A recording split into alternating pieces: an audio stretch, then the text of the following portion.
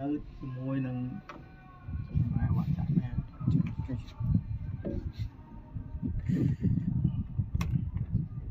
yên đo lại không nơi mùi pha môi đợt đấy không đợt mùi pha là theo và pi mùi nơi tao và bay mùi nơi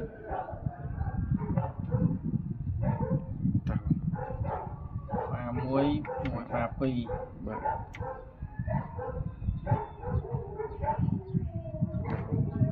và muối và bay